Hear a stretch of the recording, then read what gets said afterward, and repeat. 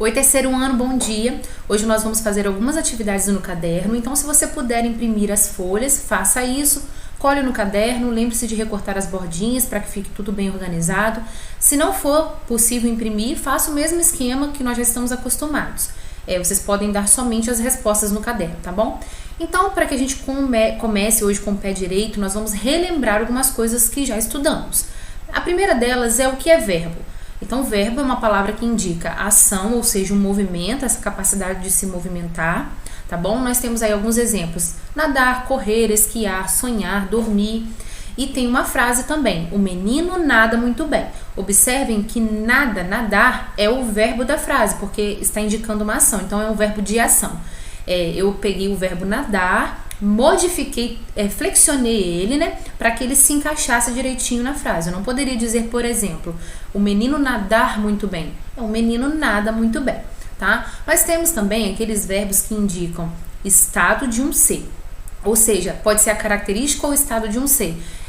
Como esse ser é ou como ele se sente. Os principais são ser, estar, permanecer, ficar, parecer e continuar. Exemplo: mamãe ficou imóvel com o susto que levou. Observem que o verbo ficou veio do verbo ficar e eu modifiquei, flexionei para que ele se encaixasse ao assunto da frase, tá bom? Então, ficou é o estado em que mamãe se encontra naquele momento, tá? E nós também temos o verbo que indica fenômeno da natureza, que são aqueles verbos que estão relacionados aos acontecimentos naturais, como ventar, chover, relampejar, anoitecer, chuviscar, gear e por aí vai. Eu tenho um exemplo também: geava forte e ventava muito naquele lugar. Esse verbo aqui é muito fácil de vocês localizarem.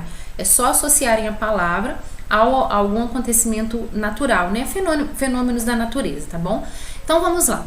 Estudamos também as regras de acentuação das palavras paroxítonas. Coloquei a regrinha aqui para que vocês, sempre que precisarem, vocês podem recorrer a essa explicação no caderno ou também na apostila, tem essa regrinha. São acentuadas as palavras paroxítonas que terminam em L, R, X, N, U ou US, I ou IS, AN ou ANS, ão ou ãos, ou uns e ditongo.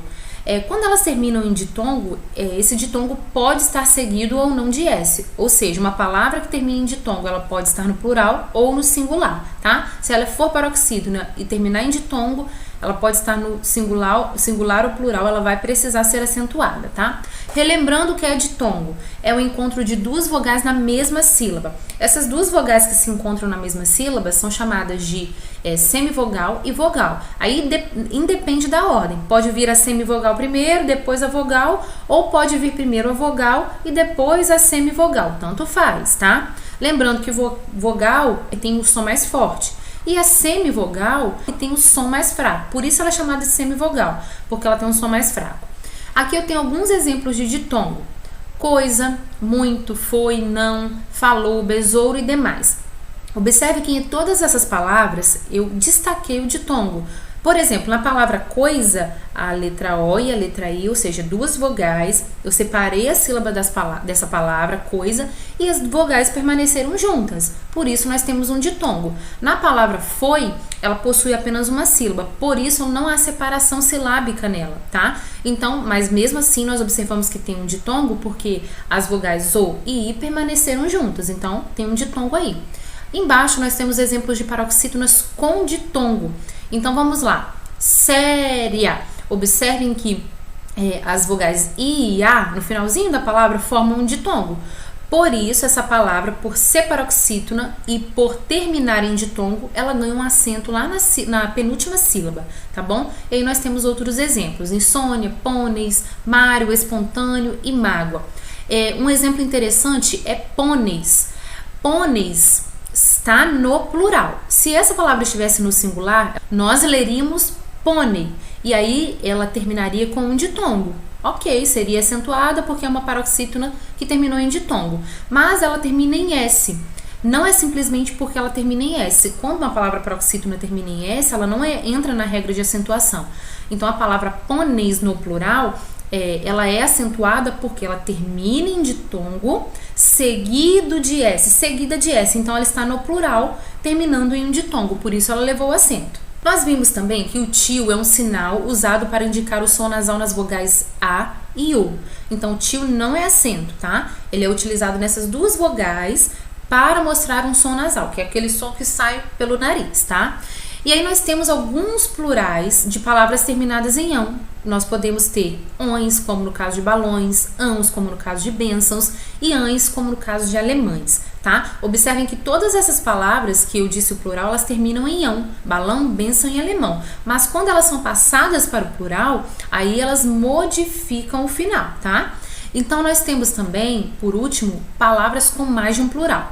Lembrem-se que eu expliquei na videoaula que algumas palavras podem ter mais de um plural, tá? Como no caso das palavras anão, que nós podemos ter o plural anões ou anãos, cirurgião, pode ser cirurgiões ou cirurgiães, tá? E eu tenho alguns outros exemplos aí. Agora vamos às atividades. Na atividade 1, vocês vão usar a legenda para mostrar o que cada verbo indica em cada uma dessas frases. Então, o verbo que indica uma ação, né, na frase aí que vocês lerem, vocês vão marcar com a letrinha A. Aquelas frases em que o verbo indica fenômeno da natureza, com a letra F. E aquelas frases em que o verbo está indicando um estado, vocês vão marcar a letrinha I. Observem que em todas as frases os verbos estão destacados, tá bom? Na número 2, vocês precisam encaixar, né, completar as frases com os verbos de estado que estão no quadrinho, tá? Na atividade 3, vocês precisam pensar em um verbo de ação, um verbo de movimento, criar uma frase com esse verbo, tá bom? Na atividade 4, vocês precisam circular os verbos que indicam fenômeno da natureza. Depois, nós temos a segunda folha, onde vocês vão trabalhar um pouquinho com a acentuação das palavras paroxítonas, tá? Então, nós temos aí a atividade 1, que pede que vocês relacionem as colunas de acordo com as regras de acentuação. Então, é só observar as palavras, o final, como elas terminam e encaixar ali de acordo com a legenda, tá bom? Aqui na atividade 2, vocês precisam sublinhar as palavras paroxítonas e acentuar elas quando for necessário. Então, aqui vocês precisam prestar atenção em uma coisa. Dentro de todas essas palavras aí, entre essas palavras, existem algumas que não são paroxítonas, então vocês não vão sublinhar elas, ok? E existem algumas que são paroxítonas, mas não precisam de acento. Por que que não precisam de acento? Porque não entram na regrinha de acentuação. Ah, professora, eu estou com dúvida na regrinha de acentuação.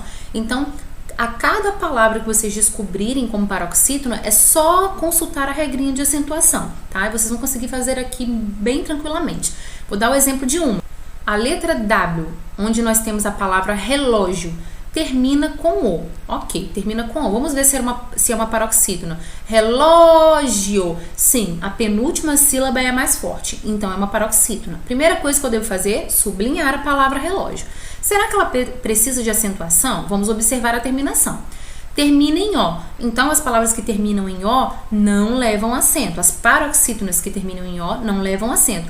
Mas, há algo curioso nessa palavra. Ela não termina somente em O. Ela termina com um ditongo. Então, relógio. Ó, observem que as vogais I e O, se a gente separar as sílabas, elas não se separam. Então, as vogais permanecem juntinhas.